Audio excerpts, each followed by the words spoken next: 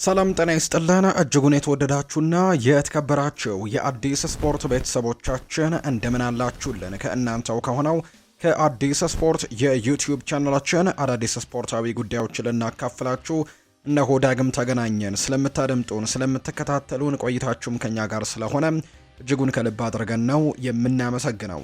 በዛሬ ፕሮግራማችን የተለያዩ ስፖርታዊ ጉዳዮችን እያነሳን ቆይታን ከእናንተ ጋር የምናደርግ ይሆናል። ከነዚህ መካከል ከሀገር ውስጥ የኢትዮጵያ ፕሪሚየር ሊግን የተመለከተ መረጃን ወደ እናንተ እናደርሳለን። ወደ ውጭ ሀገር ስፖርታዊ መረጃዎቻችን እናምራና ደግሞ ትላንትና በአውሮፓ ቻምፒየንስ ሊግ ከዛ ውጭ ደግሞ የስፖርታዊ ጉዳዮችንም የተመለከቱ ትልልቆቹን ክለቦች እንመለከታለን። ብቻ እናንተ እስከ ፕሮግራማችን ፍጻሜ አብራችሁኝ እንድትቆዩ በአክብሮት ጋብዛለሁ። ስምና አድራሻችሁን እየጠቀሳችሁ ሀሳብ አስተያየቶቻችሁንም ኮሜንት ቦክስ ላይ ልታጋሩን ትችላላችሁ። ሁላችሁም ይህንን ቪዲዮ ላይክ እያደረጋችሁ እንድትጀምሩትም የአክብሮት ግብዣችን ነው። ከመሸጋገሪያ በኋላ ተመልሰን ስንመጣ የዛሬ ፕሮግራማችንን በቀጥታ ወደ እናንተ የምናደርስ ይሆናል። አብራችሁኝ እንድትቆዩ በአክብሮት ጋበዝኩኝ።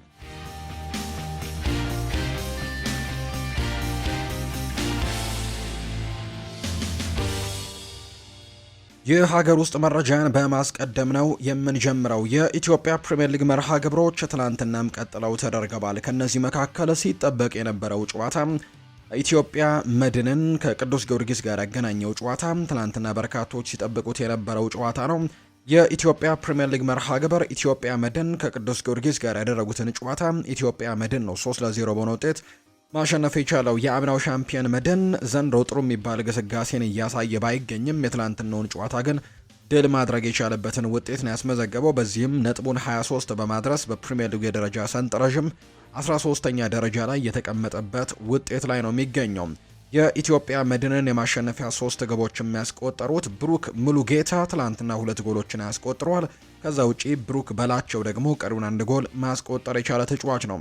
ቅዱስ ጊዮርጊስ ያለፉትን 5 ጨዋታዎች ማሸነፍ ያልቻለ ቡድን ሲሆን ከዛም በላይ ደግሞ 3ቱን ጨዋታዎች በሽንፈት ነው ያጠናቀቀው። ኢትዮጵያ መድን ከ6 ጨዋታዎች በኋላም 3 ነጥብ ማሳካት የቻለም ቡድን እንደሆነ ተረጋግጧል። በዚህም ቅዱስ ጊዮርጊስ በ24 ነጥቦች 11ኛ ደረጃ ላይ ሲቀመጥ ኢትዮጵያ መድን በ23 ነጥቦች 13ኛ ደረጃ ላይ መቀመጣቸውን ነው የወጣው የደረጃ ሰንጠረዥ የሚያሳየው። ወደ ውጭ ሀገር ስፖርታዊ መረጃዎቻችን በቀጥታ እናምራ። ውድ ቤተሰቦቻችን የአውሮፓ ቻምፒየንስ ሊግ የመልስ ጨዋታዎች የፕሌኦፍ የመልስ ጨዋታዎች ትላንትናም ቀጥለው ተደርገዋል። እጅግ በጉጉት ሲጠበቁ የነበሩ ጨዋታዎች ነበሩ ትላንትና ምሽት እንዲሁ የተደረጉት። በተለይ ከትላንትና በስቲያም አላፊዎቹ ቡድኖች የተወሰኑት 4 ያክል ቡድኖች መታወቃቸውንና ትላንትና ደግሞ ቀሪዎቹ ቡድኖች ጨዋታቸውን ያደረጉበት አጋጣሚ ነው የነበረው። ቀደም ብሎ አታላንታና ቦሩሲያ ዶርትመንድ በቤርጋሞ ጨዋታቸውን አድርገዋል። ከዛ ውጪ ዩቬንቱስና ጋላታሳራይ የሚያደርጉት ጨዋታም ሲጠበቅ ነበር። ፓሪስ ሰን ዠርሜን በሜዳው ፓርክ ደስ ፕሪንሰስ ሞናኮን የሚገጥምበት ጨዋታም እንዲሁ ሲጠበቅ የነበረ ሌላኛው መርሃ ግብር ነው። ከዛ ውጪ ሌላኛው ጨዋታም ሪያል ማድሪድ እና ቤኔፊካም እንዲሁ ያደረጉት መርሃ ግብርም ሲጠበቁ ከነበሩ ጨዋታዎች መካከል የትላንትናዎቹ በርካቶቹ በጉጉት የሚጠብቋቸው ጨዋታዎች ነበሩ። እነዚህ ጨዋታዎች ሲጠበቁ ነበር። ትላንትና በተለያዩ ስቴዲየሞች ተደርገዋል። በቅደም ተከተል እናንሳ። ቀዳሚ የተደረገው ጨዋታ አታላንታና ቦሩሲያ ዶርትመንድን ያገናኘው የጣሊያን ውስጥ ቤርጋሞ ላይ የተደረገው ጨዋታ ነው። በተለይ በመጀመሪያው ዙር ቦሩሲያ ዶርትመንድ በሜዳው ሲግናል ኢዱና ፓርክ ጀርመን ላይ ጨዋታውን 2-0 አሸንፎ ነበር እና ይህንን ጨዋታም የማለፍ ትልቅ እድል የተሰጠው ለቦሩሲያ ዶርትመንድ እንደነበር የምናስታውሰው ነው። ነገር ግን ከትላንትናው ጨዋታ በፊት የአታላንታው አሰልጣኝ ፓላዲኖ አንድ ሀሳብን ሰጥተው ነበር። ይህንን ስቴዲየም ቤርጋሞን ስቴዲየም ለቦሩሲያ ዶርትመንዶች በጣም አስከፊ ሜዳ እናደርግባቸዋለን ሲልም ጭምር ተናግሮ ነበር። አሰልጣኙ ሲናገር በቻምፒየንስ ሊግ መቀጠል ነው የምንፈልገውና ማለፍ ደግሞ ህልማችን ነው፣ ያንንም ማመን አለብን ሲል ነው ፓላዲኖ የተናገረው። ስቴዲየሙ ለጠንካራ ተጋጣሚው ዶርትሙንድ በጣም መከራ የበዛበት ሜዳ እናደርግበታለን ሲልም ጭምር ከጨዋታው በፊት ተናግሮ ነበር። ልክ እንዳለውም አታላንታ ትላንትና ለዶርትሙንድ እጅግ በጣም አስቸጋሪ አድርገውባቸው ነበር። አታላንታ ቀጣዩን ዙር መቀላቀል የቻለበትን አጋጣሚን የተመለከትነው በመጀመሪያው ዙር 2-0 የተሸነፈው አታላንታም ያንን ውጤት ቀልብሶ ወደ ቀጣዩ ዙር ማለፉን አረጋግጧል። አታላንታም ከቦሩሲያ ዶርትመንድ ጋር ባደረጉት ጨዋታ በአጠቃላይ በድምር ውጤት በማሸነፍ ነው በቻምፒየንስ ሊግ 16ቱን መቀላቀሉን ያረጋገጠው። የመጀመሪያ ጨዋታውን 2-0 የተሸነፈው አታላንታ የመልሱን ጨዋታ 4-1 በማሸነፍ በአጠቃላይ በድምር ውጤት 4-3 በማሸነፍ ነው 16ቱን መቀላቀሉን ያረጋገጠበት ውጤት የተመለከትነው ትላንትና እንደ ጂያንሉካ ስካማካ ጭምር ጎል ያስቆጠሩበት መርሃ ግብር ሆኖ ነው የተጠናቀቀው። አታላንታ በቀጣዩ ዙር ማንን ይገጥማል የሚለውን እንመልከት። እንግዲህ እንደሚታወቀው በአውሮፓ ቻምፒየንስ ሊግ የፊታችን አርብ ነው ድልድል ማለትም ነገ ነው ድልድሉ የሚወጣው። ነገር ግን እያንዳንዱ ቡድኖች ሊገጥሟቸው የሚችሉ ሁለት አማራጮች እንዳሏቸው ይታወቃሉ። ለምሳሌ ያክል አታላንታ ትላንትና ወደ ቀጣዩ ዙር ማለፉን ማረጋገጡን ተከትሎ ሊገጥማቸው የሚችላቸው ሁለት ቡድኖች ናቸው። ከሁለቱ አንዱ ብቻ ነው ሊደርሰው የሚችለው። ከነዚህ ሁለት ክለቦች ውጪ ሌላ ክለብ ሊደርሰው አይችልም ማለት ነው እና አታላንታ በቀጣይ የቡንደስሊጋውን መሪ ባየር ሚኒክን አሊያ ደግሞ የፕሪሚየር ሊጉን መሪ አርሰናልን ከሁለት አንዱን ብቻ ነው ሊገጥም የሚችለውና እጣ የሚደርሰው ወይ ከባየር ሚኒክ ነው ወይ ከአርሰናል ነው። ከሁለቱ አንዱ አታላንታ በቀጣይ የሚገጥመው ቡድን ይሆናል ተብሎ ይረጋገጣል። በቀጣይ የሚገጥመው ቡድን ደግሞ ነገ በሚወጣው ዕጣ ስነ ስርዓት ላይ ነው ይፋ የሚደረገው። ሌሎች ሲጠበቁ የነበሩ ጨዋታዎች ምሽት ላይ ተደርገዋል። ከነዚህ መካከል ዩቬንቱስ እና ጋላታሳራይ ያደረጉት ጨዋታ ትናንትና ሲጠበቅ የነበረው ሌላኛው ጨዋታ ነው። ምክንያቱም በመጀመሪያው ቱርክ ላይ በተደረገው ጨዋታ ጋላታሳራይ በሜዳው ኢስታንቡል ላይ በተደረገው ጨዋታ 5-2 በሆነ ውጤት የጣሊያኑን ሻምፒዮን አሸንፎ እንደነበር እናስታውሳለን እና ይሄ በጣም በትልቁ የሚጠበቅ ጨዋታ አድርጎት ነበር። ዩቬንቱስ ምን አይነት የውጤት ቅልበሳ ያሳየናል በርካቶች የሚጠብቁት ነበር።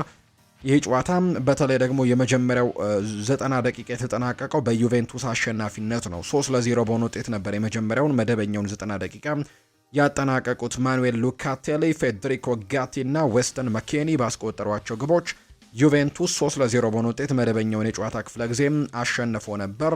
በመጀመሪያው ዙር በቱርክ ላይ በተደረገው ጨዋታ ጋላታሳራይ 5-2 ስለነበር ያሸነፈው ትላንትና 3-0 መጠናቀቁን ተከትሎ 5-5 በሆነ እኩል ውጤት ማጠናቀቃቸውን ተከትሎ ጭማሪ 30 ደቂቃዎች ለሁለቱ ቡድኖች ተጨምሮላቸው ጋላታሳራይ በጭማሪው 30 ደቂቃ ሁለት ጎሎችን ያስቆጥሯል። ቪክተር ኦስሜን እና ይልማዝ ግቦቹን ያስቆጥረው ጋላታሳራይን ወደ ቀጣዩ ዙር እንዲያልፍ ያደረጉ ሁለት ወሳኝ ጎሎችን ያስቆጥረዋል። በአጠቃላይ በድምር ውጤትም ጋላታሳራይ ዩቬንቱስን 7-5 በሆነ ውጤት በማሸነፍ ነው ወደ ቀጣዩ ዙር ማለፉን ያረጋገጠው። ጋላታሳራይ በድምር ውጤት ማሸነፉን ተከትሎ 16ቱን ተቀላቅሏል። ዩቬንቱስ በአንጻሩ ከአውሮፓ ቻምፒየንስ ሊግ ውድድር መሰናበቱን ያረጋገጠ ቡድን ሆኗል። በቀጣይ ጋላታሳራይ ማንን ይገጥማል የሚለውን ስንመለከት ከሁለት የእንግሊዝ ክለቦች አንዳቸውን ነው የሚገጥመው። ከሊቨርፑል አሊያም ከቶትንሃም አንዳቸውን እንደሚገጥም የወጣለት ድልድል ያሳያል። ይፋ ይደረጋል ዕለተ አርብ በሚወጣው ስነ ስርዓት ላይ። ነገር ግን ከሁለቱ አንዱ እንደሚደርሰው ግን የተረጋገጠ ጉዳይ ነው። ሌላኛው ሁለት የፈረንሳይ ከተማ ክለቦች የፈረንሳይ ክለቦችን ያገናኘው ጨዋታ ነው። ፓሪስ ሳን ዠርመን እና ሞናኮ ያደረጉት ጨዋታ ሌላኛው ሲጠበቅ የነበረው መርሃ ግብር ነው። በመጀመሪያው ዙር ጨዋታ በሞናኮ ስቴዲየም ይህ ጨዋታ በፓሪስ ሳን ዠርሜን 3-2 አሸናፊነት ነበር የተጠናቀቀው። የትናንትናው ጨዋታ ደግሞ እንዲጠበቅ አድርጎት ነበር። አክሊዮቼ ባስቆጠረው ጎል ሞናኮዎች 45ኛው ደቂቃ ላይ ባስቆጠሩት ጎል ቀዳሚ ሆነው ነበር።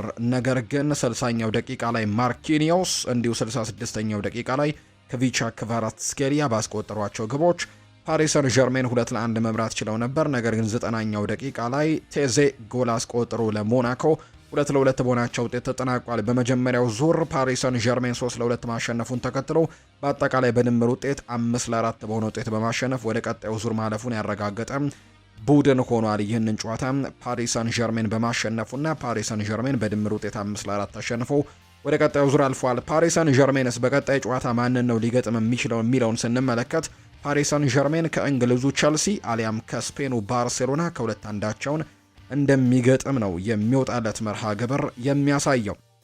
ሲጠበቅ የነበረው ሌላኛው ጨዋታ ግን ሪያል ማድሪድ እና ቤኔፊካን ያገናኘው ጨዋታ ነው። ይሄ ጨዋታ በበርካታ ጉዳዮች እንዲጠበቅ አድርጎታል። ምክንያቱም በመጀመሪያው ዙር በጣም በውዝግቦች የተሞላ ጨዋታ እንደነበር እናስታውሳለን። ጂያንሉካ ፕሪስቲያኒ በተለይ ቪኒሲዮስ ጁኒየር ላይ ያደረገው መጥፎ ተግባር በጣም በብዙዎች እንዲተችና ከጨዋታው ውጤት በላይ ደግሞ ስለሱ በርካቶች እንዲነጋገሩ አድርገው እንደነበር የምናስታውሰው ጉዳይ ነውና ተጫዋቹን በቅጣት ምክንያት በትላንትናው ጨዋታ ላይ እንዳልተሰለፈም ተመልክተናል። አሰልጣኝ ጆዜ ሞሪኒዮም በመጀመሪያው ጨዋታ ቀይ ካርድ መመልከታቸውን ተከትሎ በትላንትናው ጨዋታ ቦታቸው ላይ ሆነው ቡድኑን መምራት ያልቻሉበትን አጋጣሚ የተመለከትነው፣ ነገር ግን ከሜዳ ውጭ በነበሩ ሰጣ ገባዎች ምክንያት ሲጠበቅ የነበረ ጨዋታ ነው። ትላንትና በሳንቲያጎ ቤርናቢው ምን አይነት ምላሽን ያገኛሉ ቤኔፊካዎች የሚለው ነገር በርካቶች የሚጠብቁት ነበር። ሪያል ማድሪዶች በተለይ በትላንትናው ጨዋታ ያለ ወሳኝ አጥቂያቸው ነው ጨዋታውን የጀመሩት። ኬሊያን ምባፔ በጉዳት ምክንያት ለበርካታ ሳምንታት ከሜዳ እንደሚርቅም የሪያል ማድሪዱ አሰልጣኝ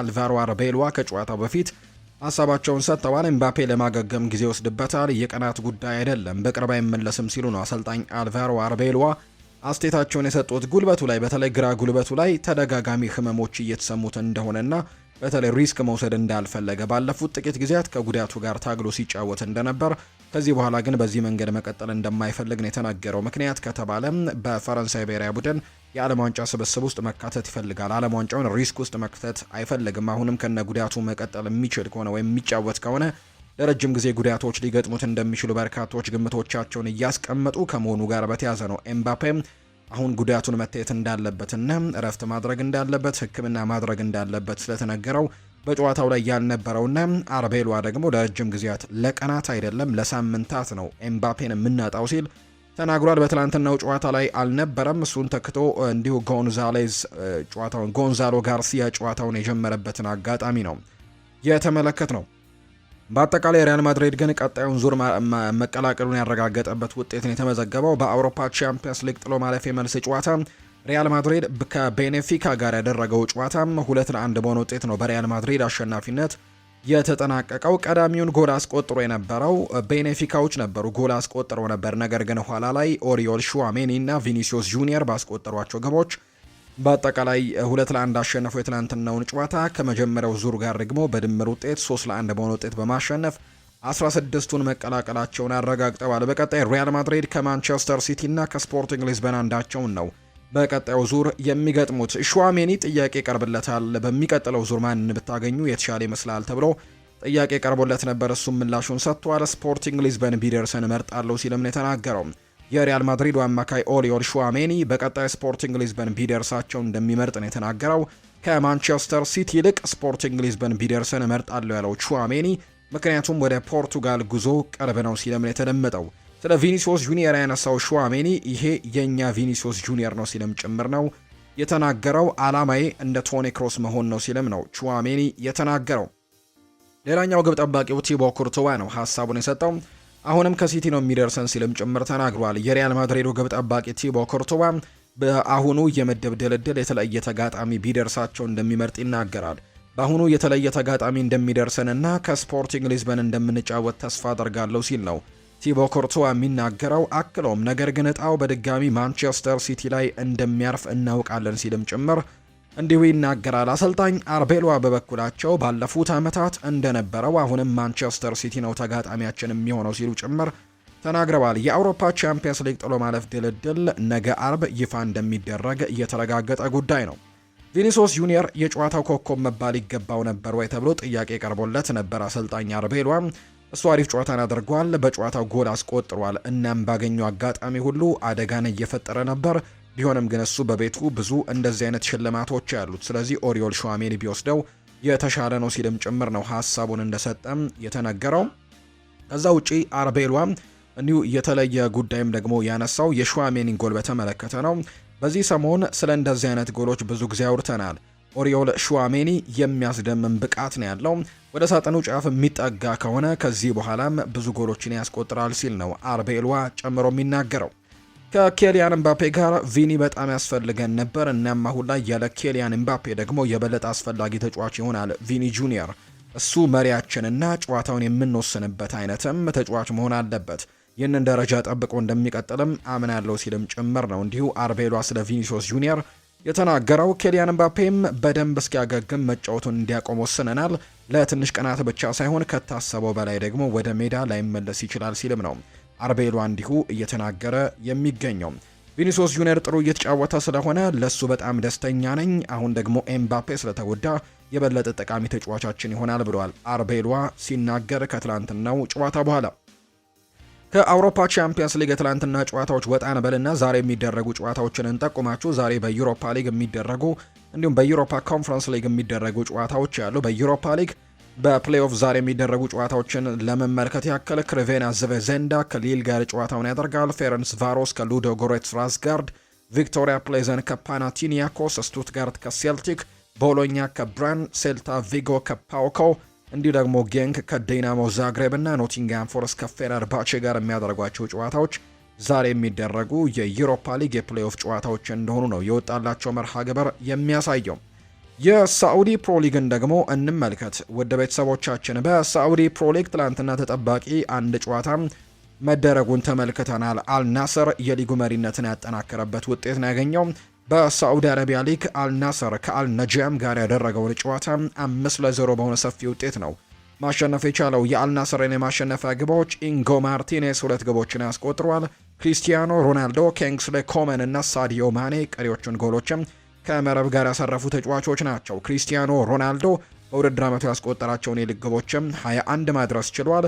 ሮናልዶ በእግር ኳስ ሕይወቱ 1000 ግቦችን ለማስቆጠር 35 ግቦች ብቻ አሁን እንደቀሩትም እየተመለከትን ነው። በአጠቃላይ አልናስር 58 ነጥቦችን በመሰብሰብ የሊጉን መሪነትም እየመራ ነው የሚገኘው። በተለይ በዚህ ሳምንት አልሂላሎች ከአልታውን ጋር ያደረጉትን ጨዋታ 1-1 ማጠናቀቃቸውና በተከታታይ ሳምንትም ነጥብ መጣላቸውን ተከትሎ ምክንያቱም ባለፈው ሳምንትም ጭምር እንዲሁ ነጥብ ጥለው እንደነበር እናስታውሳለን ከአልኢቲሃድ ጋር ባደረጉት መርሃ ግብርና በእነዚህ ሁለት ጨዋታዎች ነጥብ መጣላቸውን ተከትሎ ከደረጃ ሰንጠረዡ መሪነት አሁን ወደ 3ኛ ደረጃነትም የወረዱበትን አጋጣሚ ነው የተመለከትነው። 23ኛ ሳምንት ጨዋታዎች ናቸው ትላንትና የተደረጉት።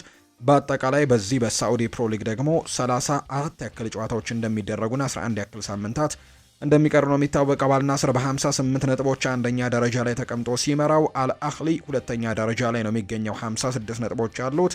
አልሂላል በአንጻሩ በ55 ነጥቦች ሶስተኛ ደረጃ ላይ የተቀመጠ ቡድን ነው።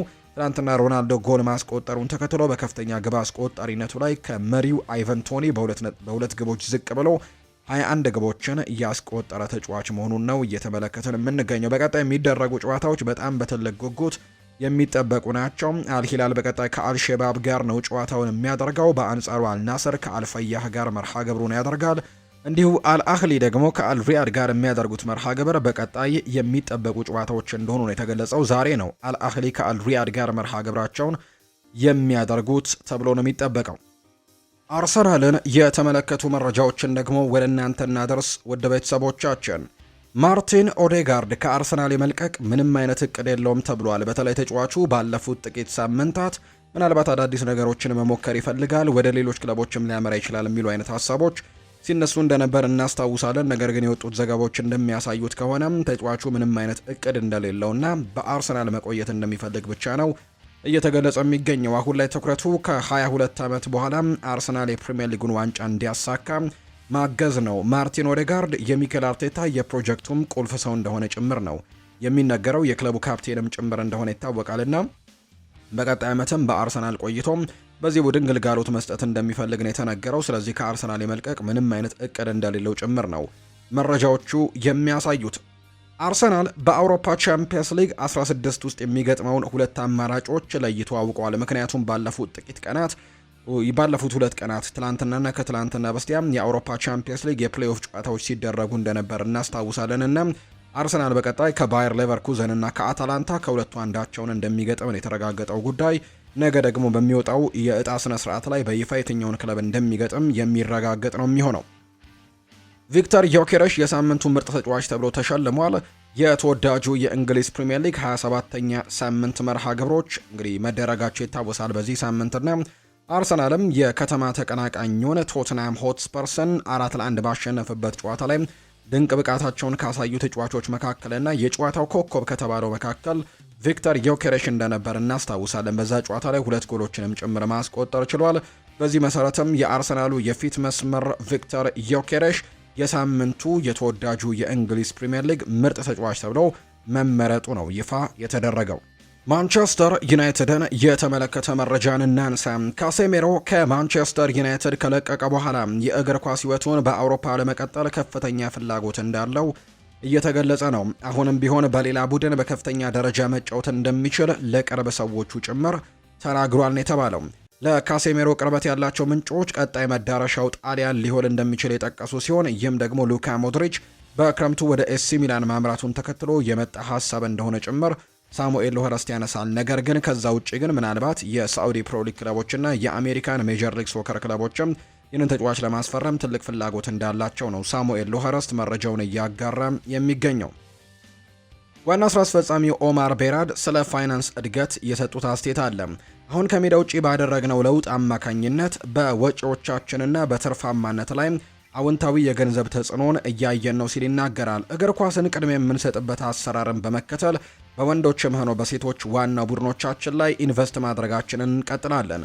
በሜዳ ላይ የወንዶች ቡድናችን በፕሪሚየር ሊግ 4ኛ ደረጃ ላይ ሲቀመጥ፣ የሴት ቡድናችን ደግሞ በሴቶች ሱፐር ሊግ ላይ 2ኛ ደረጃ ላይ ነው የሚገኘው። እንዲሁም የሊግ ካፕ ፍጻሜና የሴቶች የቻምፒየንስ ሊግ ሩብ ፍጻሜ ላይ አለን። ውጤታችን ለወንዶችም ሆነ ለሴቶች ቡድኖቻችንም የተሻለ ውጤት ለማምጣት ጥረታችንን በቀጠልንበት ወቅትም የንግድ ስራችን ያለው መሰረታዊ ጥንካሬን የሚያሳይ ነው ሲልም ጭምር ነው የተናገረው። ኦማር ቤራድ ናቸው ይህንን ሀሳብ የሰጡት። ቤንጃሚን ሼስኮ ከብሪያን ኤምቤሞ እና ማታያስ ኩኛ ጋር ስላለው ግንኙነት ጥያቄ ቀርቦለት በሰፊው ምላሹን ሰጥቷል። እንግባባለን፣ በልምምድም ጠንክረን እንሰራለን፣ እናም ብዙ ጥረቶችን ነው የምናደርገው። ለዚህም ነው እንደዚህ ያለ ከፍተኛ ደረጃ ያለው ተጫዋችም በቡድናችን ውስጥ መሆን አስፈላጊ የሆነው ሲልም ጭምር ነው ቤንጃሚን ሼስኮ የተናገረውና ከብሪያን ኤምቤሞና ከማቲያስ ኩኛ ጋር በጣም ጥሩ ግንኙነት እንዳለው ነው ቤንጃሚን ሼስኮ የሚናገረው። የማንቸስተር ዩናይትድ የወሩ ምርጥ ተጫዋች እጩዎች ይፋ ተደርገዋል። የካቲት ወር ሊጠናቀቅ ጥቂት ቀናት በቀሩበት በዚህ ሰዓት በማንቸስተር ዩናይትድ ቤት በወር ውስጥ ደማቅ እንቅስቃሴን ያሳዩ ተጫዋቾች ይፋ ተደርገዋል። በዚህ መሰረትም ሃሪ ማጓየር በዝርዝር ውስጥ ተካቷል። በመከላከሉ ረገድ ላይም ባሳየው ጥንካሬና የአመራር ብቃትም በድጋሚ የደጋፊዎችን ቀልብም መሳብ መቻሉ ነው እየተገለጸ የሚገኘው። ሌላኛው ሴኔ ላመንስ ነው። ግብ ጠባቂው በወር ውስጥ ባደረጋቸው ጨዋታዎችም አስደናቂ ብቃቱን በማሳየትም ለቡድኑ የጀርባ አጥንት መሆኑንም ያስመሰከረበት አጋጣሚ ነው ያለው። ሌላኛው ቤንጃሚን ሼስኮ ነው። በቅርቡ ቡድኑን የተቀላቀለው ይህ የፊት መስመር ተጫዋች በየካቲት ወር ባሳየው የማጥቃት ብቃትና ባስቆጠራቸው ግቦችም በእጩነት ተካቷል። አብዛኞቹ ግምቶችም ቤንጃሚን ሼስኮ የዚህን ወር የማንቸስተር ዩናይትድ ምርጥ ተጫዋች ሽልማትን ያሸንፋል የሚል ግምት ነው ያላቸው። የቦርንመዙ አማካይ ታይለር አዳምስ ስለ ብሩኖ ፈርናንዴስ ሀሳቡን ሰጥቷል። ብሩኖ ምንም በማይመስል አጋጣሚ ተአምር መፍጠር የሚችል አይነት ተጫዋች ነው። እንዲሁም ጨዋታውን መቆጣጠር የራሱ ማድረግ ተክኖበታል። በዚህ ምክንያትም እናንተ ለመጫወት ያቀዳችሁትን ታክቲክ ሙሉ ለሙሉ ያበላሽባችኋል። አስደናቂ ተሰጥኦ ያለው ተጫዋች ነው ሲል የቦርንመዙ አማካይ ታይለር አዳምስ ስለ ብሩኖ ፈርናንዴስ ሀሳቡን የሰጠው ይቀጥልና ታይለር አዳምስ ብሩኖ ከጨዋታ ውጪ ማድረግ ፈጽሞ አይቻልም። እሱ ከምንም ተነስቶ እድሎችን በመፍጠር ተአምራትን ይሰራል። የቡድኑም የታክቲክ እቅዶች ሙሉ በሙሉ በማበላሸትም በሱ ሕግ መሰረት እንድትጫወትም ያስገድዳል ሲል ነው ታይለር አዳምስ ስለ ብሩኖ ፈርናንዴስ የተናገረው። ዩናይትድ ገቢው ከፍተኛ ጭማሬ እንዳሳየ እየተነገረ ነው። ማንቸስተር ዩናይትድ በሁለተኛው ሩብ ዓመት ካለፈው ዓመት ጋር ሲነጻጸር ከፍተኛ ትርፍ ማስመዝገቡ ይፋ አድርጓል። ማንቸስተር ዩናይትድ በሩብ ዓመቱ 19.6 ሚሊዮን ፓውንድ ትርፍ ማግኘቱን ያስታወቀው የክለቡ የሩብ ዓመት ትርፍም ባለፈው ዓመት በተመሳሳይ ወቅት ከነበረው 3.1 ሚሊዮን ፓውንድ ከፍተኛ ጭማሬ እንዳሳየ ተነግሯል። ይህም ደግሞ ክለቡ በመጀመሪያ 6 ወራትም ያስመዘገበውን ትርፍ ወደ 32.2 ሚሊዮን ፓውንድም ከፍ ማድረጉን የተነገረው ክለቡ ባለፈው ዓመትም በዚህ ሰዓት 3.9 ሚሊዮን ፓውንድ ኪሳራ ነበር ያስመዘገበው። የክለቡ የበላይ ኃላፊ ኦማር ቤራድ የተመዘገበው የፋይናንስ ውጤትም ክለቡ ከሜዳ ውጭ የወሰደባቸውን የማስተካከያ እርምጃዎችም ጠቀሜታ አሳይቷል ሲሉ ጭምር የተናገሩት ኦማር ቤራድ አክለውም ክለቡ የወሰዳቸውን የወጪ ቅነሳ መርሃ ግብሮች ከሜዳ ውጭና ሜዳ ላይም ውጤት ማሳየት ጀምሯል የሚል እምነት እንዳላቸው ጭምር ነው የተናገሩት። ጆሹዋ ዘርክዚ የተለያዩ ጥያቄዎች ቀርበውለት ምላሹን ሰጥቷል። ከቡድን አጋሮችህ ይበልጥ ያስገረመህ ማን ነው የሚል ጥያቄ ቀርቦለት ነበር። እንደ እውነቱ ከሆነ ምናልባት ሉክ ሾው ሳይሆን አይቀርም። እንደምታውቁት ሉክ ሾው ባለፈው የውድድር ዘመን በጉዳት ምክንያት ብዙ ጊዜ ስላራቀም አብሬው የመጫወት እድል ብዙም አልነበረኝም። በየቀኑም አልመለከተውም ነበር። ነገር ግን እሱ ጥሩ ተጫዋች እንደሆነ ቀድሞውኑ አውቅ ነበር። በየቀኑ በተግባር ማየት ስጀምር ደግሞ ሉክ ሾው የእውነትም ጥሩ ተጫዋች መሆኑን አረጋገጥኩኝ። ስለዚህም እኔ ሉክ ሾውን እመርጣለሁ ሲል ነው ጆሹዋ ዘርክዚ የተናገረው። የምትወደው የማሊያ ቁጥርስ ተብሎም ተጠይቆ ነበር። አዎ የምወደው ቁጥር አለ፣ ነገር ግን ሉክ ሾው ይዞታል። 23 ቁጥርን ወደዋለሁ። አንደርሌክት በነበርኩበት ጊዜም ለብሼው ነበር፣ ያም ደግሞ ከአእምሮ ያልጠፋም ሲልም ይናገራል። ነገር ግን ከዚያ ወዲህ 23 ቁጥር ክፍት የሆነበት ቡድን ማግኘት አልቻልኩም ወይም አላጋጠመኝም ሲልም ጭምር ነው የተናገረው። ጆሹዋ ዘርክዚ ስለ ፓትሪክ ዶርጉም ጥያቄ ቀርቦለት ነበር። በአዲስ ሚና ራሱን ያሳየበት መንገድም ከዚህ ቀደም ከሚያደርገው የተለየ ነው። ይሄ በጣም የሚያስደንቅ አይደለም ብዬ አስባለሁ። ምክንያቱም እዚህ ያለሁት ሁሉም ሰው በጣም ጥሩ እንደሆነ ያውቃሉ። የምናገረውም ደግሞ ተረድታችሁታል ብዬ አስባለሁ። ሆኖም ግን አንዳንዴም አሁንም እላለሁ ይሄ ልጅ በጣም ጥሩ ተጫዋች ነው ሲልም ጭምር ነው ጆሹዋ ዘርክዚ ስለ ፓትሪክ ዶርጉ ሀሳቡን የተናገረው። ማንቸስተር ሲቲን የተመለከተ መረጃን እናንሳ። ሊቨርፑል፣ ማንቸስተር ሲቲ እና ሪያል ማድሪድ ሁሉም የአንድሪያ ካምቢያሶን ሁኔታ በቅርበት እየተከታተሉት እንደሚገኝ መረጃዎች ወጥተዋል። በተጨማሪም ዩቬንቱሶች አንድሪያ ካምቢያሶን በ60 ሚሊዮን ዩሮ የመሸጥ ፍላጎት እንዳላቸው ነው እየተገለጸ የሚገኘው። በዚህ የቸልሲን አንድ ጉዳይም እንዲሁን እንገራችሁ። ቤን ጃኮብስ ይናገራል።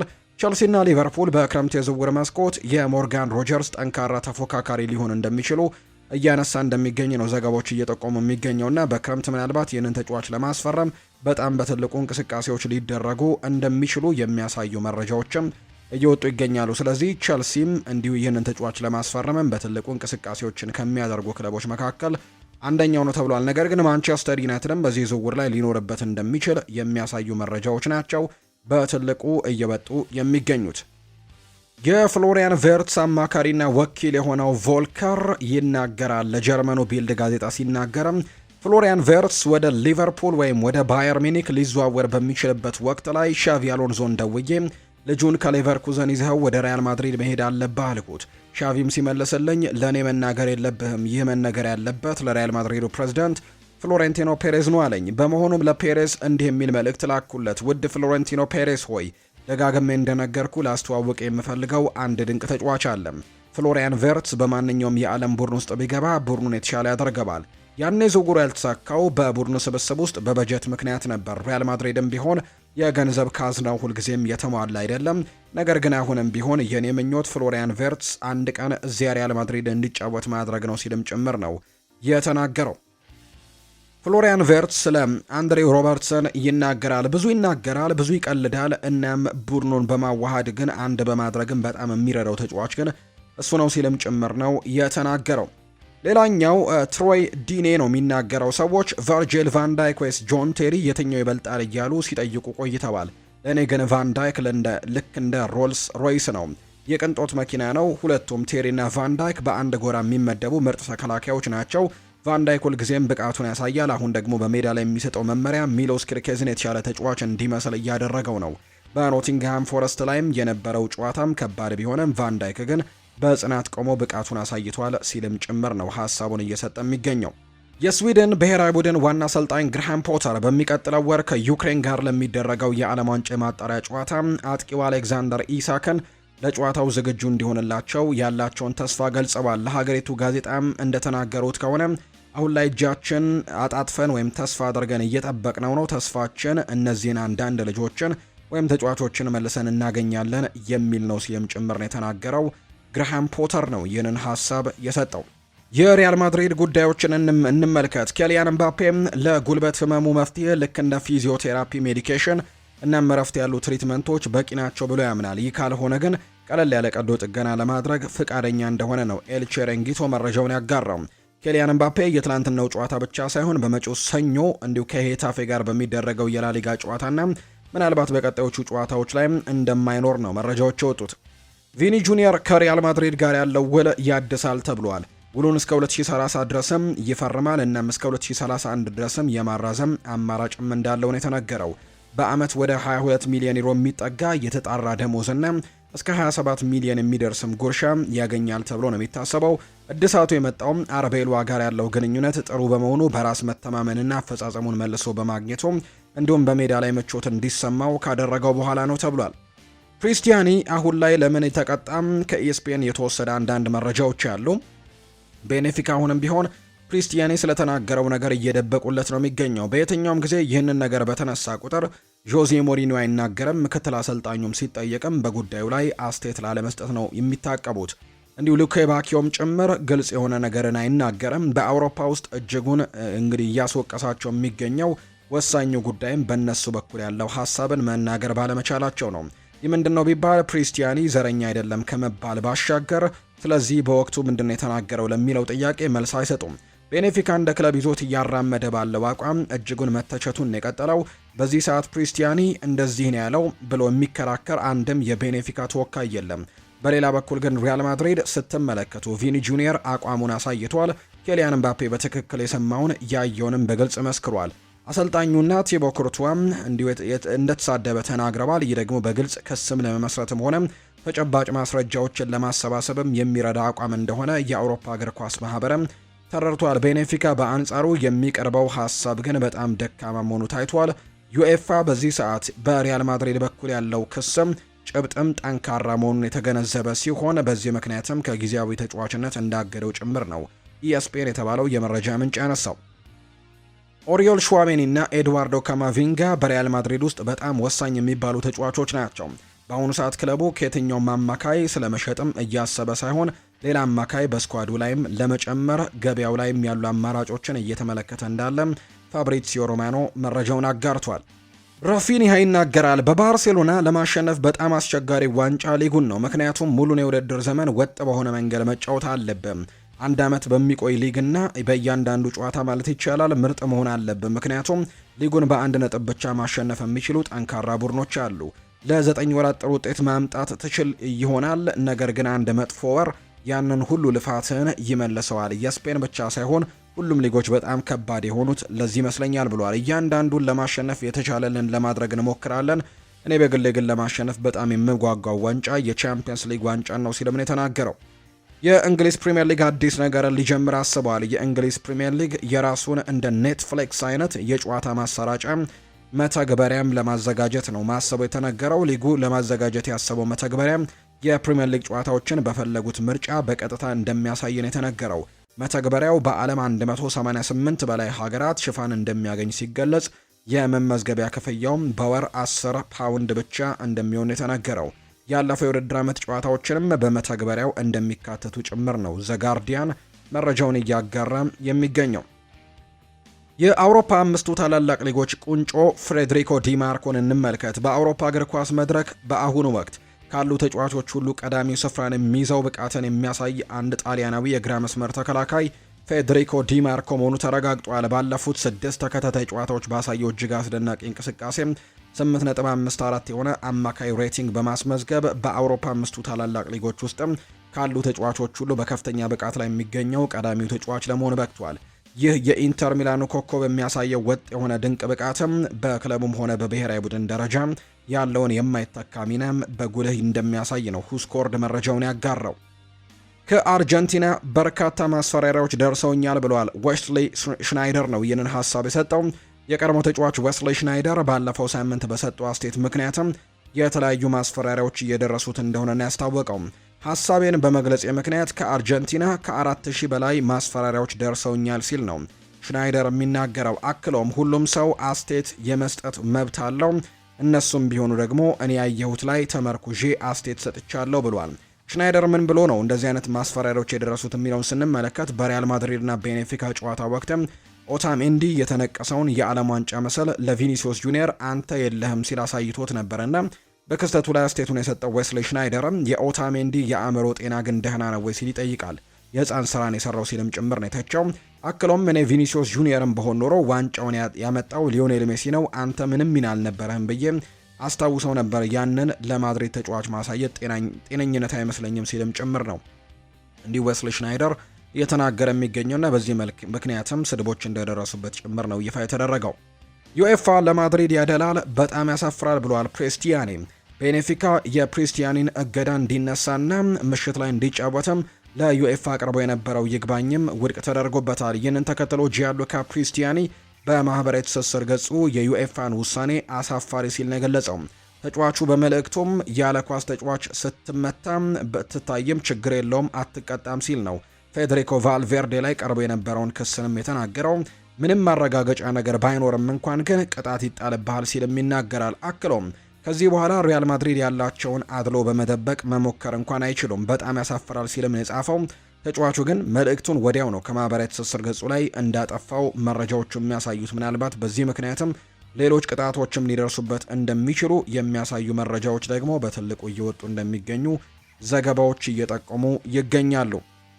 ሌላኛው የምናነሳው ጉዳይ የሴኔጋል መንግስት በአፍሪካ ዋንጫ ፍጻሜ በተነሳው ረብሻ ምክንያት ለእስር የተዳረጉ ዜጎች ጉዳይን ሞሮኮን እንደወቀሰ ጭምር የሚያሳዩ ሪፖርቶች እየወጡ እንደሚገኝ ነው መረጃዎች የሚያሳዩት። በተለይ ደግሞ በ2025 የአፍሪካ ዋንጫ ፍጻሜ ጨዋታ ላይ በተከሰተ ረብሻ ሳቢያም በሞሮኮ ፍርድ ቤት ለእስራት የተቀጡት 18 የሴኔጋል ደጋፊዎችን አስመልክቶ የሴኔጋል ጠቅላይ ሚኒስትር ኡስማን ሶንኮ የተሰማቸውን ቅሬታን የገለጹት ጥር 10 ቀን 2018 እንደ ኢትዮጵያ አቆጣጠር በራባት በተደረገው የሴኔጋልና የሞሮኮ የፍጻሜ ጨዋታ ላይ ጨዋታው ሊጠናቀቅ ጥቂት ደቂቃዎች ሲቀሩ ለሞሮኮ የተሰጠው የፍጹም ቅጣት ምትን ተከትሎ ደጋፊዎች ወደ ሜዳ ለመግባትም በመሞከራቸው ረብሻ ተነስቶ ነበር። የሞሮኮ ፍርድ ቤት ባለፈው ሳምንት በ18ቱ ደጋፊዎች ላይ ከ3 ወር እስከ 1 ዓመት የሚደርስ የጽኑ እስራትና እስከ 5000 ዲርሃም የሚደርስ ደግሞ የገንዘብ ቅጣትንም ጥሎባቸዋል። ደጋፊዎቹ በጸጥታ ኃይሎች ላይም ጥቃት በመሰንዘር ንብረት በማውደምና የስፖርት ጨዋታን በማደናቀፍ ነው የተከሰሱት። የሴኔጋል ጠቅላይ ሚኒስትር ኡስማን ሶንኮ ለፓርላማ በሰጡት መግለጫም ጉዳዩ ከስፖርት ወጥቶ ወደ ሌላ መልክም መሄዱ እጅግ የሚያሳዝን ነው። እንደ ሞሮኮና ሴኔጋል ባሉ ወዳጅ ሀገራት መካከልም እንዲህ ያለ ጠንከር ያለ እርምጃ መውሰድ አልነበረበትም ሲሉ ነው የሚናገሩት። ጠቅላይ ሚኒስትሩ አክለው ሞሮኮ ለጉዳዩ የሰጠችው ውሳኔ ለሁለቱ ሀገራት ታሪካዊ ግንኙነትም ክብር የማይሰጥ ነው ሲሉ ነው የተቹት። ታሳሪዎቹ ደጋፊዎች በውሳኔው ላይ ይግባኝ ላለመጠየቅ የወሰኑ ሲሆን በምትኩ ለሞሮኮ ንጉስ ሙሐመድ ስድስተኛ የይቅርታ ጥያቄንም ለማቅረብ እየተዘጋጁ ነው። ሴኔጋልና ሞሮኮ ያላቸው የሁለትዮሽ ስምምነትን በመጠቀም ደጋፊዎቹ ቀሪ የእስራት ዘመናቸውን በሀገራቸው እንዲጨርሱ ወይም እንዲፈቱ ለማድረግም ጥረት እንደሚያደርግ ነው የተነገረው። ሴኔጋል ጨዋታውን 1-0 አሸንፋም ዋንጫ ብታነሳም የደጋፊዎቿ በእስር መቆየት ግን በሁለቱ ሀገራት ዲፕሎማሲ ግንኙነት ላይ መጠነኛ ጥላን ሊያጠና እንደሚችል የሚያሳዩ መረጃዎች ናቸው አሁን ላይ በትልቁ እየወጡ የሚገኙት። የተወደዳችሁና የተከበራችሁ ቤተሰቦቻችን ለዛሬ ያዝንላችሁ አዳዲስ ስፖርታዊ ጉዳዮቻችን እነዚህን ይመስላሉ።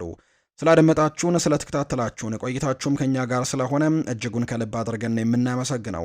ፉአድ ባህሩ የዛሬውን ፕሮግራም እየመራው ከእናንተ ጋር ቆይታን አድርጌያለሁ። በቀጣይ ፕሮግራሞቻችን ሌሎች ስፖርታዊ ጉዳዮችን፣ ሌሎች አዳዲስ መረጃዎችን አካተን በድጋሚ ተመልሰን የምንገናኝ ይሆናል። ስላደመጣችሁኝ ከልብ አድርጌ ያመሰገንኩኝ።